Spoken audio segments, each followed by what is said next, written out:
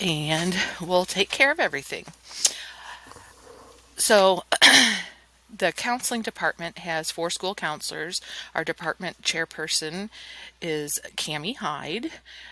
Myself, Julie Presley, I take care of students with last names A through G, and I also take care of all of our 21st century scholars, keeping track of their progress. And I also help with exchange students.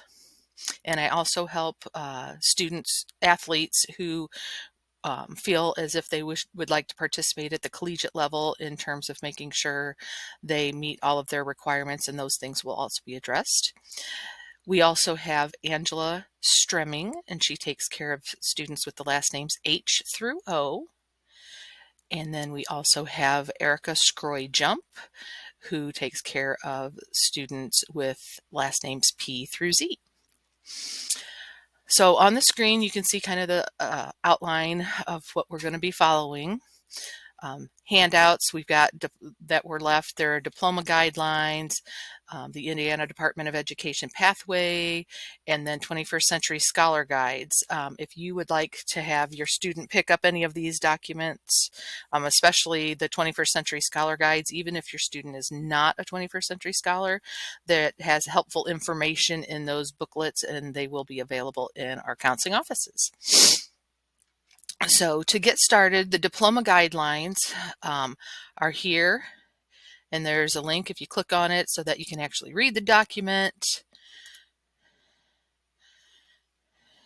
And you can increase the size if you want to on your computer or print yourself off a copy. This is also listed in our course description book at the last page of that. That is also a link available. You can see what the Core 40 diploma requirements are, those that are for academic honors in addition, or technical honors. We can help your students if they choose any of these paths to attain their diploma.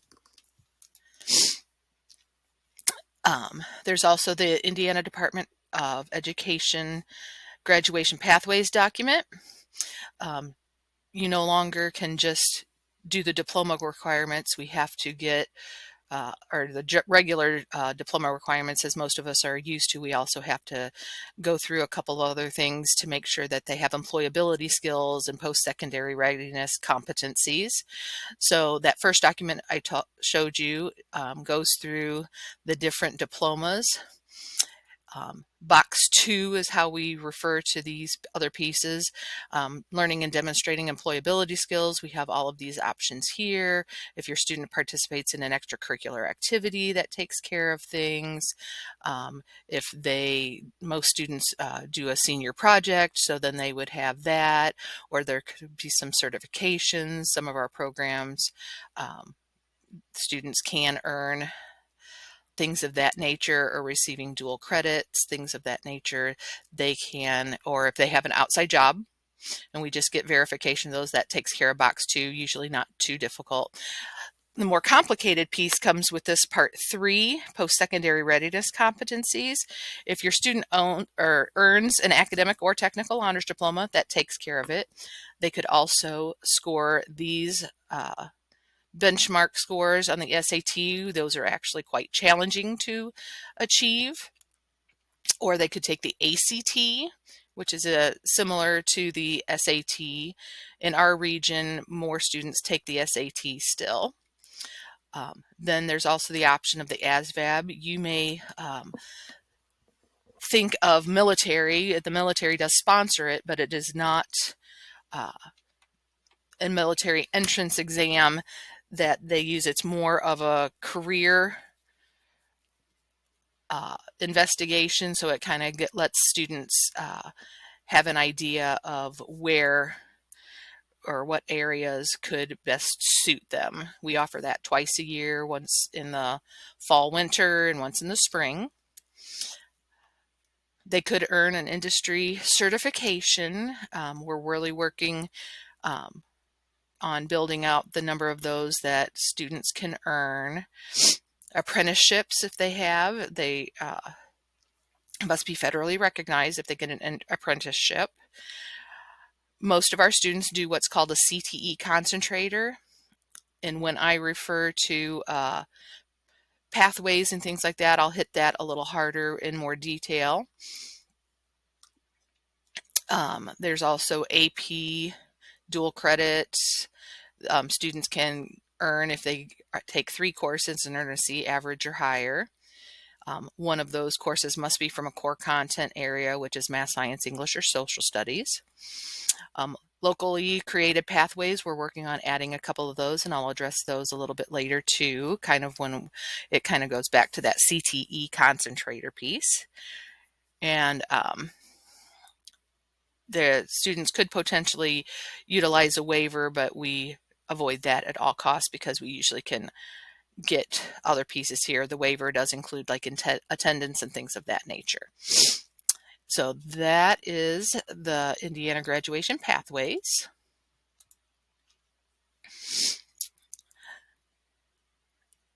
So 21st century scholars.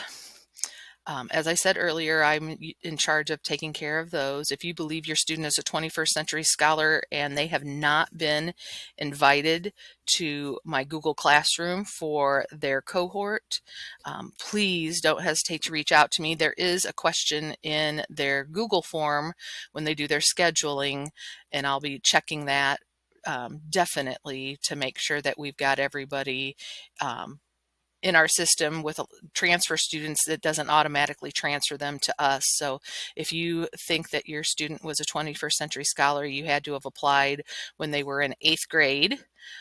And I can confirm that, whether they were accepted, verified, or denied, and get back with you. So don't hesitate to email me. My contact information will be at the end of this video. So 21st century scholars. Here's the link to that and all the different information. If your student is a 21st century scholar, you can come up to this menu here, and Scholar Track is the biggest piece. Even if your student is not a 21st century scholar, Scholar Track is an avenue where they can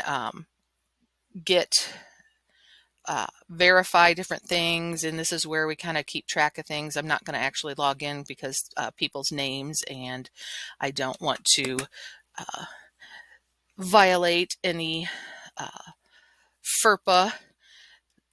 So I can just submit here, or they can log in or register for an account right here, and then they can be in the Scholar Track account, and you can go through and do the Scholar Success Program. Again, as I said, 21st century scholars, these are required tasks for them, and then but they are available for all students. Dual credits. We have several classes here at MHS that students receive college credit along with their high school credits. If you click on the link here for dual credits, it'll take you to the spreadsheet of all the courses that we have and have offered in the past. Hopefully some of these we can, if we offered them in the past, could potentially be offered again. These are the ones just available this year, and their tabs on the bottom tell you the different departments. And when you click on the different departments, it tells you what classes that we have this year. And these are all AP classes. So in this case, you take an exam, and depending upon the score, you could then receive college credit. A 3, 4, or 5 in the state of Indiana requires that schools award some college credit for that. Here for business, you can see the associated institution is Vincennes University. And these are the courses at the collegiate level, and you can see here they're 3 credits each.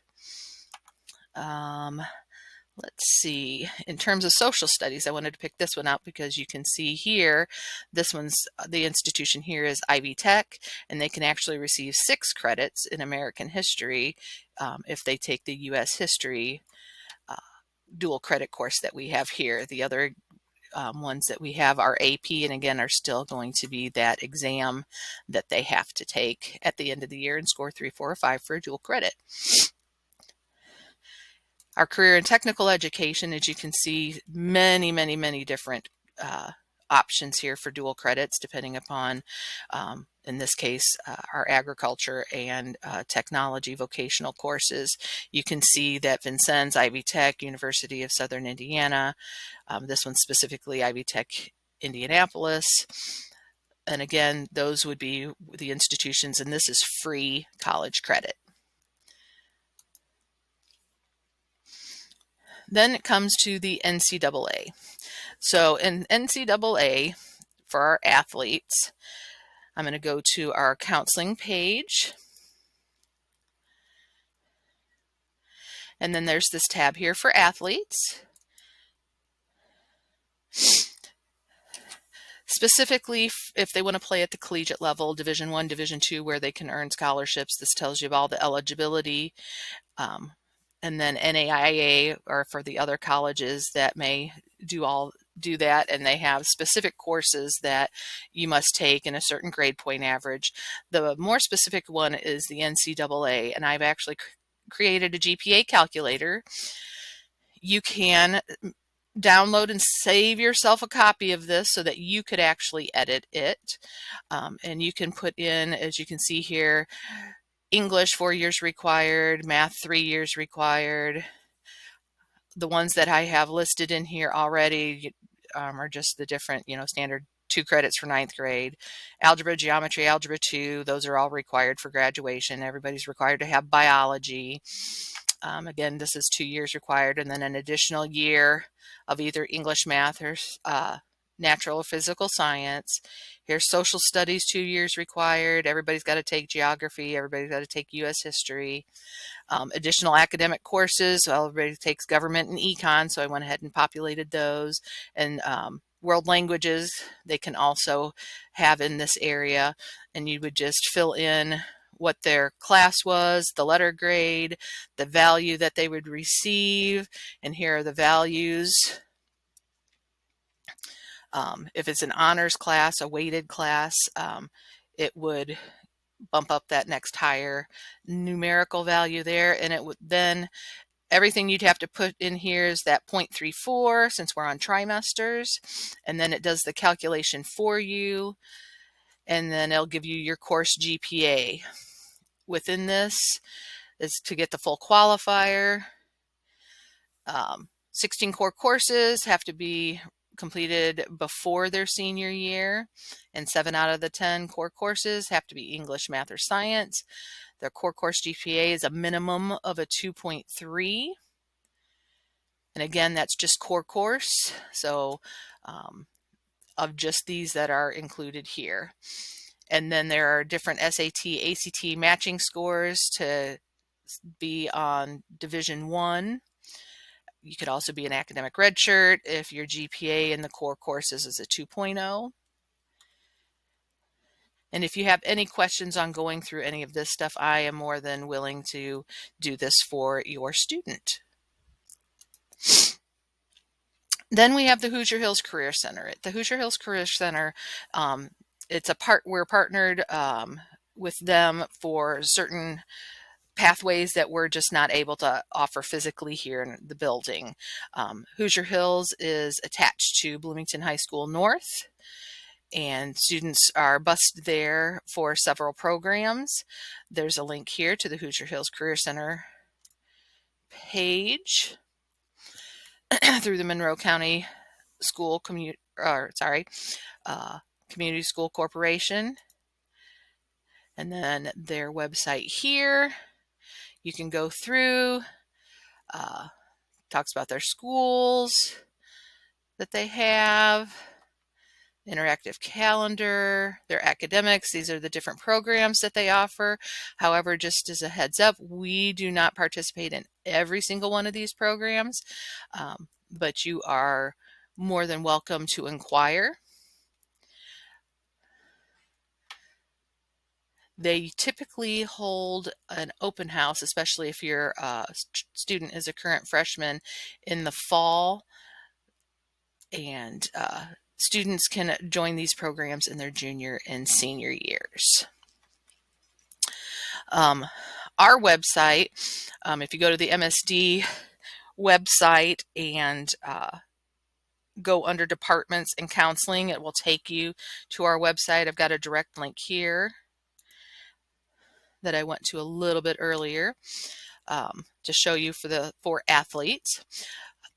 We have our little Bitmoji map here, and you would just click to download and then you can save that. However, I do want to give you fair warning as things are updated. This link also needs to get updated if some of these websites and things change.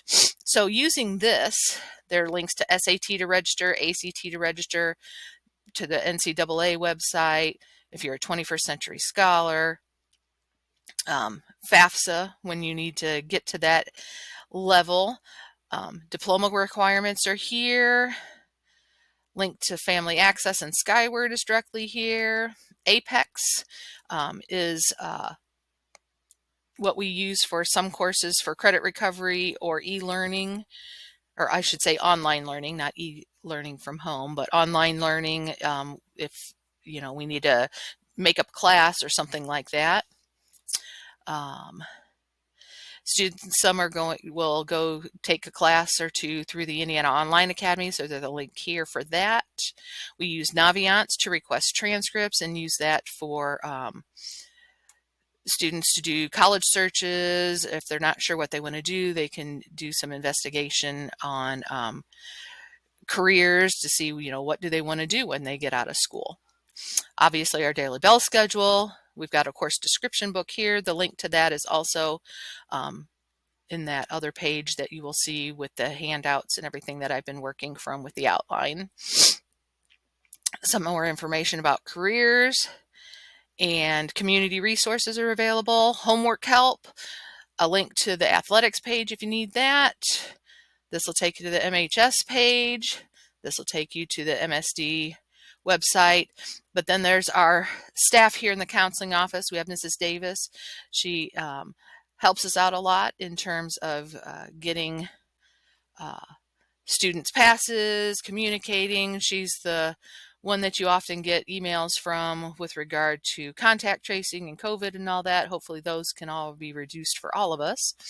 Mrs. Urban is our registrar. If you need updates to your address and things like that, Skyward related, she is the person that has the rights to do that.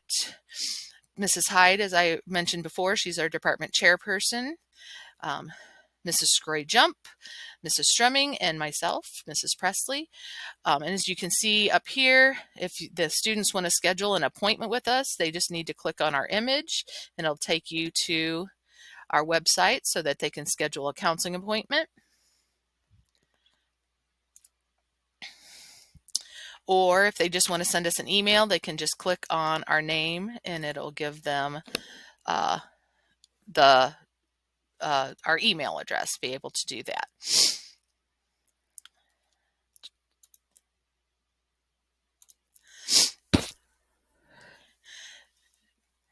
The next piece is our Google form for scheduling, and within that I'm going to go through the pathways.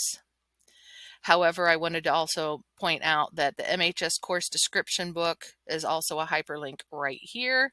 So if you want to look at the course description book, you can download it. There are the active links to each of the departments, the pathways. These are for classes of 2023, 24. These are the pathways that we have. The green are the ones that we have here at MHS, and the blue ones are through Hoosier Hills.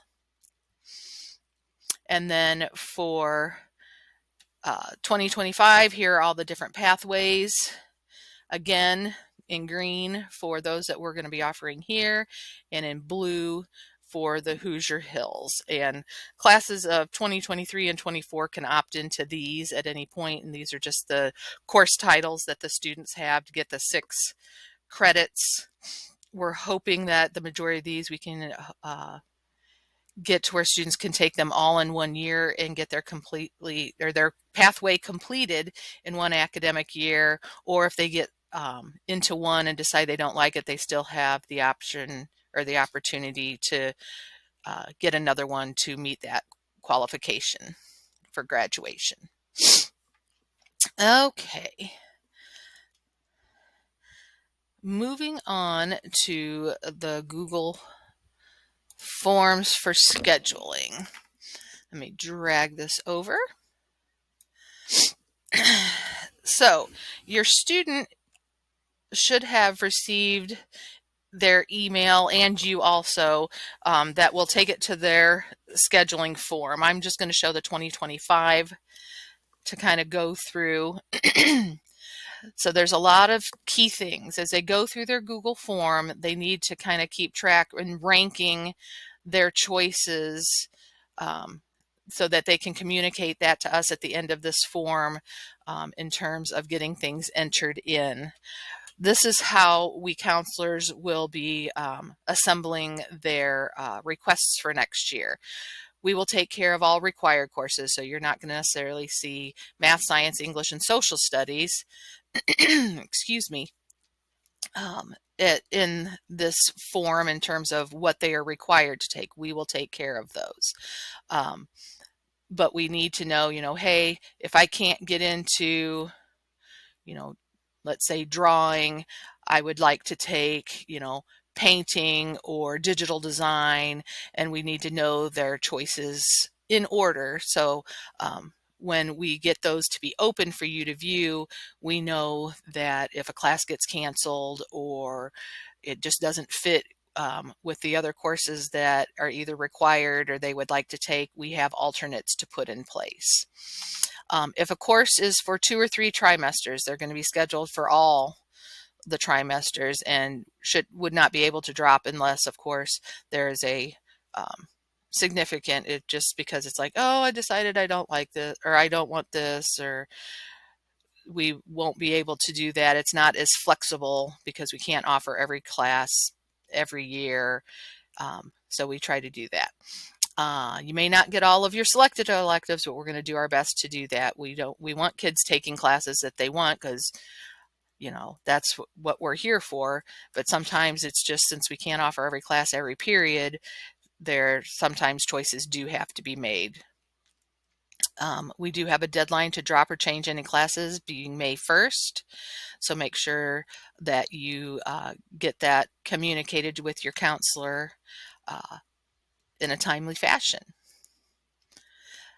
For dual credit, students will have to fill out paperwork for registration for their institution, and so that they can actually earn those college credits. Often, or most of the time, their social security number and test scores could be necessary. But if a student fails to fill out that paperwork, they don't get awarded the college credit.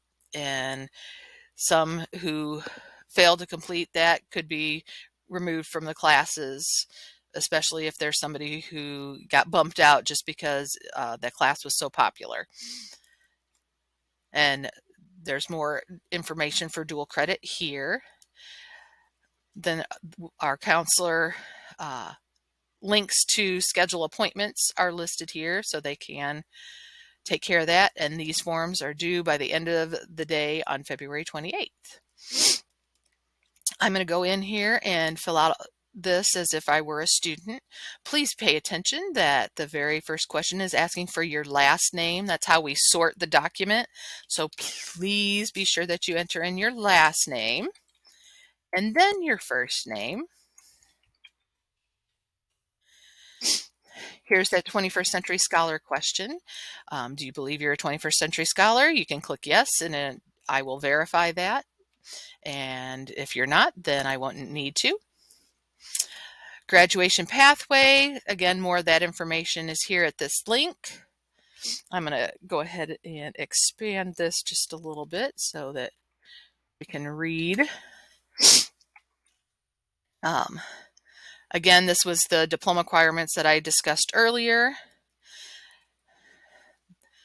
This will inform us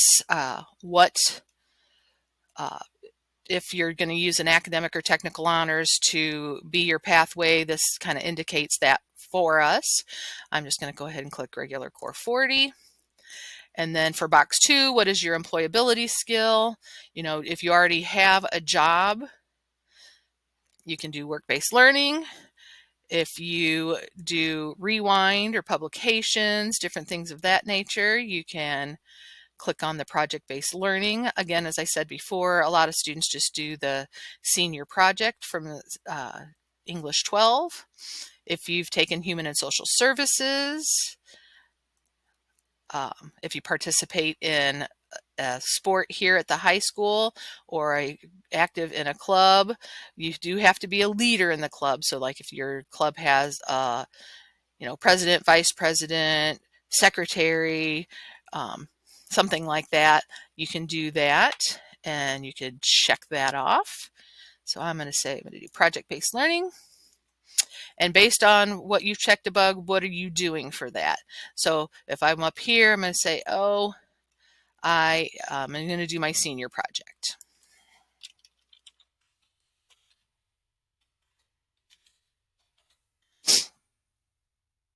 And then this is that box 3.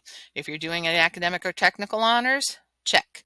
If you think you're going to be able to use the SAT or the ACT, check those respective boxes.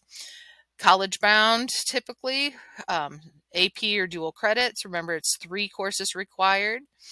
At least one of them has to be in that core content area.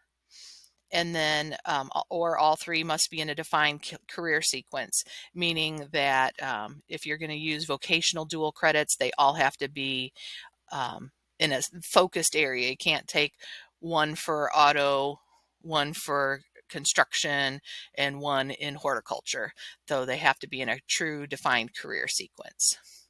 If you're going to use the Asvab, you would check here. If you're going to earn some kind of certification, or if you're going to do the CTE, which were those grids that I told you with those specific pathways. So I'm going to check that. So if you're working on a CTE, do you want to continue with your current pathway? Yes or no? And then you're going to have to pick at least one of the pathways below. So again, are you going to do academic honors? You would check yes. Then here in the different are the other CTE pathways. Here are the titles and then the sequence of classes, and these will be the ones that match the grids that you saw, the spreadsheets with the green and blue. So if somebody wants to do we have the new industrial automation and robotics. These would be the classes that you would see in your requests when we enter them in, and then you would just check whichever box is appropriate.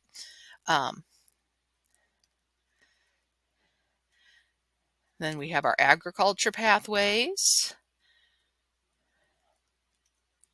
architecture and construction, arts, AV, tech and communications,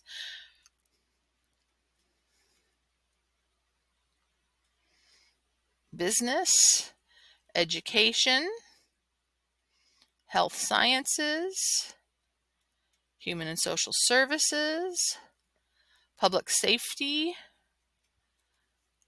STEM,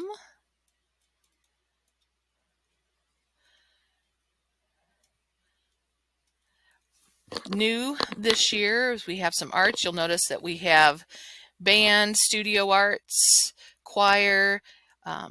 Please note that we're working for orchestra. There just hasn't been a pre-approved pathway for it yet. And we're confident that that will be available. But we won't know that information until probably after the end of the school year. Hoosier Hills programs. I know a lot of times cosmetology is very popular, and that can be one of your pathways. And then there are some academic electives. Obviously, diploma requirements are going to come first. If you're a student athlete, please check this box because there are certain courses that are not required for a diploma but are required for NCAA or NAIA athletic eligibility. We have world languages. These are our options right now for you guys.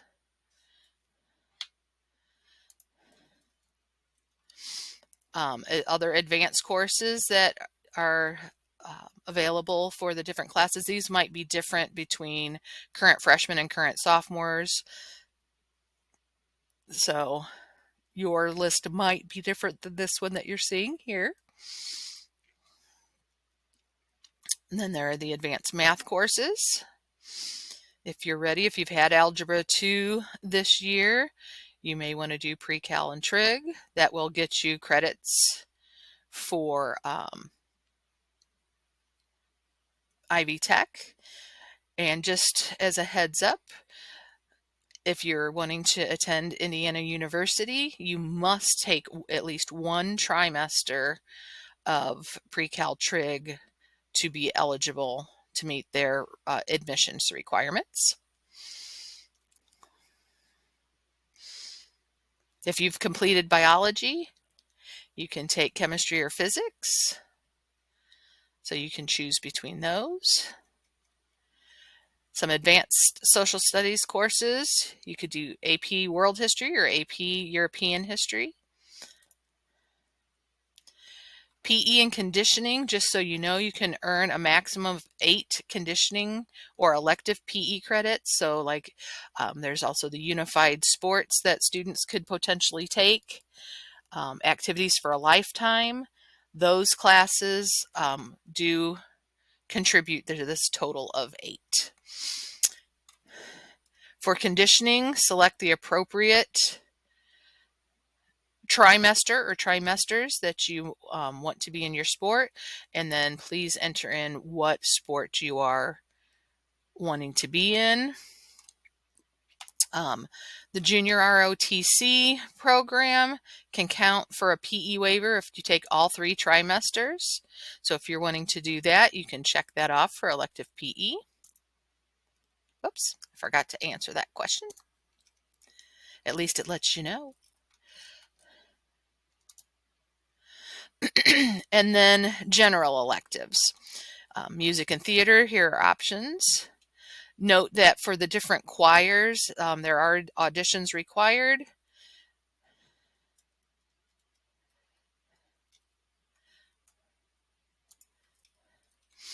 Art choices, intro to 2D and 3D art. It's a prerequisite for all advanced courses. And if you want to use art as your pathway, you do have to take both. And then you will also take the advanced art 2D or 3D if you're doing that pathway. And then some other electives, peer tutors. We have high school students who tutor and help out with our special services students. They can only earn up to 2 credits for this class throughout their entire high school career. They have to have good attendance, good grades, good discipline, and be just very responsible and caring and compassionate. There's RD Intel if you want to help with the computer. That is an application process. Indiana Studies and Ethnic Studies, those are offered in an online version only. And then if you'd like to take current events as a kind of a discussion class, you can add those in. And here comes that course priorities question. List in order. This is, I want to be in publications first. Then if I, can't get into publications, I'd like to do, art 2D or 3D. Tell us the order of the classes that you want. And then any notes or comments that we need to consider when putting in your requests. Let's say you want to graduate at the end of your junior year. That would be something that we would need to know so that we get appropriate things placed in there. Or if you're like, it's my plan to attend Hoosier Hills for the culinary program. Add those comments in here if that's what you're wanting to do. I know that some of those were questions in priorly in the spreadsheet, but again, just reinforcing that information. And then you just submit the form.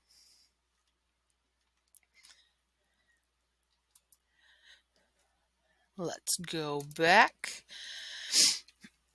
So that was the Google form for scheduling. And then with the pathways, as I said, those pathways were on there, and those are just the specific course sequences and course titles that you will see in the requests. Once all requests are entered, those will be open up for parents and students to view. I would look for that to happen probably after spring break, and you'll have until May 1st in order to make any adjustments, whether it be in requests or in those alternates in terms of, what order do you want them, because we do set them up on priority. And if you have any questions, please simply contact your appropriate counselor based on your last name here. There's our emails and our phone extensions.